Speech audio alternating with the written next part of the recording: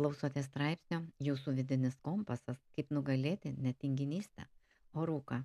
Publikaciją parengė hipnopsichoterapeutas, mokslų daktaras Algirdas Gilius.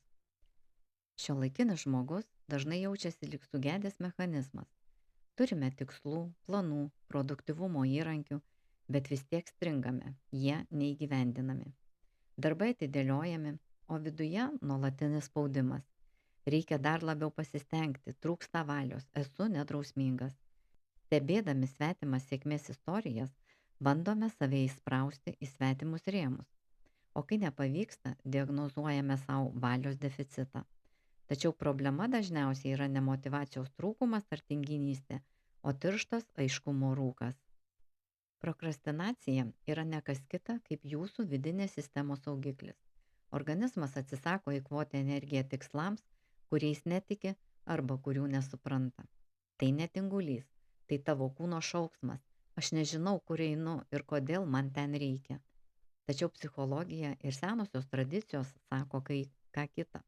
Mes netingime, mes nematome krypties. Juk niekas nenori bėgti maratono per tirštą rūką. Ką žmonės žinojo jau prieš 1000 metų? Sokratas pabrėžė savirefleksijos svarbą teigdamas, kad neištirtas gyvenimas nėra vertas gyventi. Be supratimo, kas esame, mes tiesiog mechaniškai vykdome svetimas programas.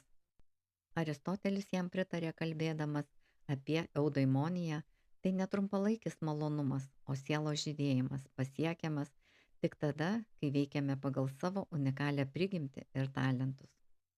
Modernieji egzistencialistai šią atsakomybę perkelia į mūsų rankas. Prasmė nėra kažkas, ką randame gatavą. Ją kuriame kasdienį savo pasirinkimais, net ir tirščiausiame neapibrėžtumo rūke. Rytų tradicijos siūlo kitokį įrankį. Budizmas moko mus pažinti beždžionės protą, kuris nuolat šokinėja tarp baimių ir ateities planų. Sprendimas čia yra sati, sąmoningas matymas, gebėjimas nurimti tiek, kad vanduo nuskaidrėtų ir pamatytume dugną. Japonai tam turi praktinį terminą ikigai. Tai jūsų vidinis kompasas, esantis 4 polių sankirtoje. Tai, ką mylite, ko reikia pasauliui, už ką jums moka ir ką gebate geriausiai. Jei bent vieno elemento trūksta, kyla vidinis pasipriešinimas, kurį klaidingai vadiname tinginiu. Psichologas Karlas Gustavas Jungas šį procesą vadino individuacija. Tai drąsa nusimesti visuomenės primestas kaukes ir tapti tuo, ko iš tikrųjų esate. Pasak mitologijos tyrinėtojo Campbell, tai yra tikroji herojaus kelionė, kurioje rūkas yra ne kliūtis, o kvietimas pokyčiui. Galiausiai vengrų kilmės Jungtinių Amerikos valstijų psichologas Michali priduria, kad tikroji kryptis veda į srauto būseną, tą palaimingą akimirką, kai veikla ir žmogus tampa viena, o laikas tiesiog išnyksta. Visos šios idėjos veda prie vienos paprastos išvados. Be ryšio su savimi jokia disciplina neveikia ilgai. Pažiūrėkime į 3 kasdienės dramas, kur šis rūkas mus klaidina. Skirtingos istorijos, bet viena šaknis – atsijungimas nuo vidinio kompaso. Kitaip tariant, kai gyvename ne pagal save, kryptis išsitrina, o kartu išsitrina ir energija. Pirmoji drama – prestižo spąstai. Įsivaizduokite finansų ekspertę, kuri kyla karjeros laiptais korporacijoje, bet kiekvieną sekmadienį jaučia pykinimą. Ji mano, kad reikia daugiau disciplinos, bet iš tiesų jos vidinis balsas šnabžda apie darbą su žeme ir sodais. Ji siekia svetimo tikslo, todėl kūnas maištauja per išsekimą. Antra drama – begalinio mokymosi labirintas. Žmogus perka kursus apie programavimą, nekilnojamąjį turtą, psichologiją. Užrašai pilni, bet veiksmų nulis. Jis tikisi, kad žinios jam pasakys, kas jis yra, bet be aiškumo kiekviena nauja idėja tik drumsčia vandenį. Trečia drama – algoritmo klystkeliai.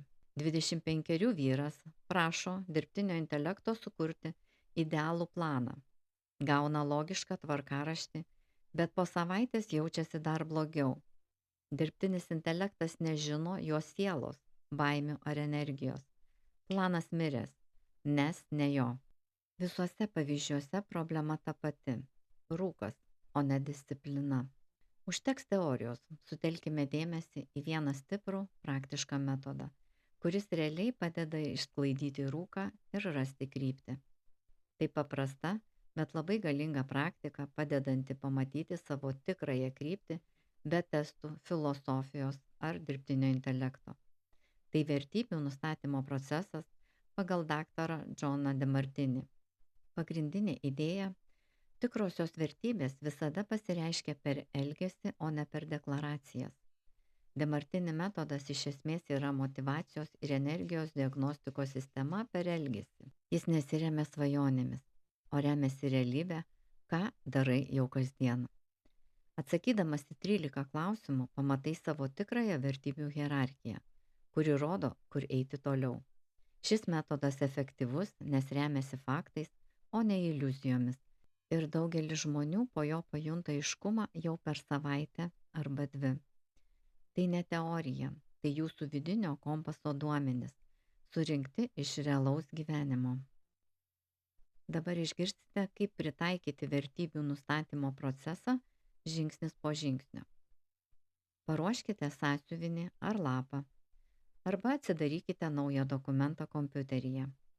Būkite sąžiningi, rašykite tai, kas yra dabar, ne ką norėtumėte, kad būtų. Atsakykite į šiuos 13 klausimų. Tai yra 7 dienas iš eilės, kiekvieną vakarą. Skirkite kiekvienam klausimui atsakymui pakankamai laiko. Pirmasis klausimas.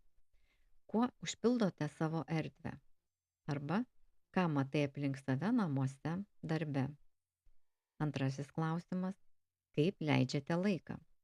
Arba ką veiki daugiausiai per dieną, savaitę? Trečiasis klausimas. Kas suteikia energijos? Arba po kokių veiklų jautiesi pakylėtas? Ketvirtasis klausimas.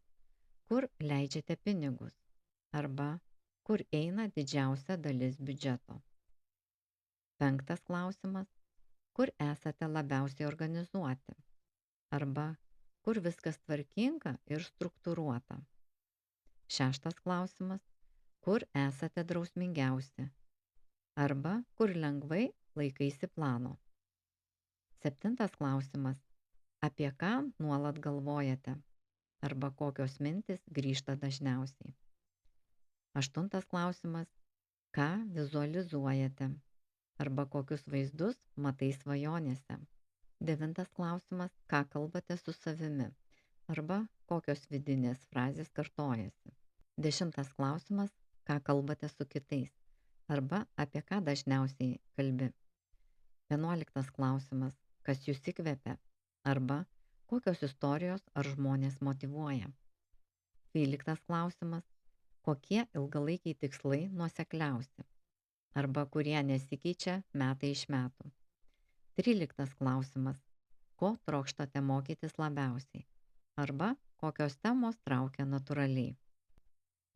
Analizuokite atsakymus, peržiūrėkite visus, ieškokite pasikartojančių temų. Pavyzdžiui, jei daug atsakymų sukasi apie gamtą, kūrybą ar pagalbą kitiems, tai yra tavo kryptis. Sudarykite top 5 vertybės. Pavyzdžiui, laisvė, santykiai, augimas. Pritaikykite praktikoje. Remdamiesi vertybėmis pakoreguokite vieną gyvenimo sritį. Pavyzdžiui, jeigu vertybė gamta, pradėkite nuo savaitgalio pasivaikščiojimų ar sodo. Stebėkite, ar rūkas sklaidosi, ar auga energija. Atliekant šią praktiką išryškėja veiklos, kurios jūs maitina, tai jūsų krypties pėdsakai. Pasimato veiklos, kurios jūs dusina, tai jūsų prestižo spąstai.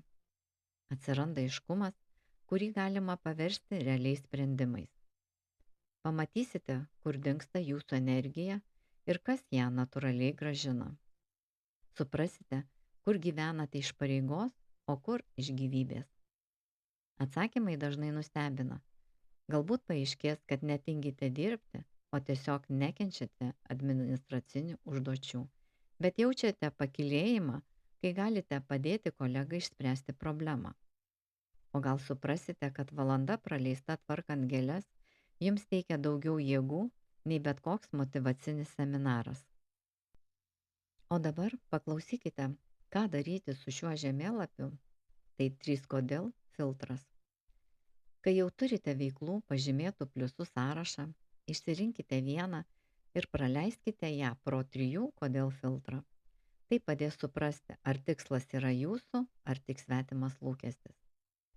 Pavyzdžiui, jei jūsų tikslas yra tapti skyriaus vadovu, tai pirma, dėl ko aš to noriu. Atsakymas gali būti, nes noriu didesnės algos ir pagarbos.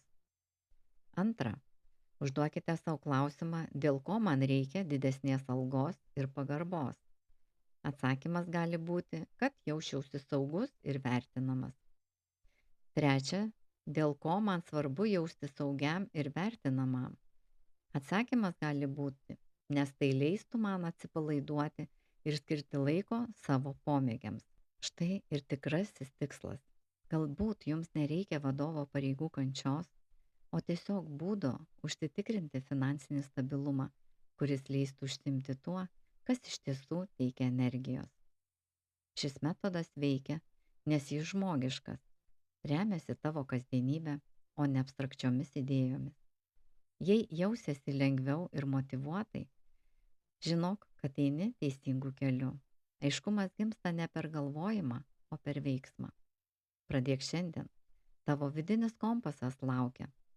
Ir kartais didžiausias proveržis prasideda ne nuo dar vieno kurso ar sistemos, o nuo paprasto klausimo, kur mano energija gyva, o kur tik išnaudojama. Nuo čia kelias tampa daug aiškesnis.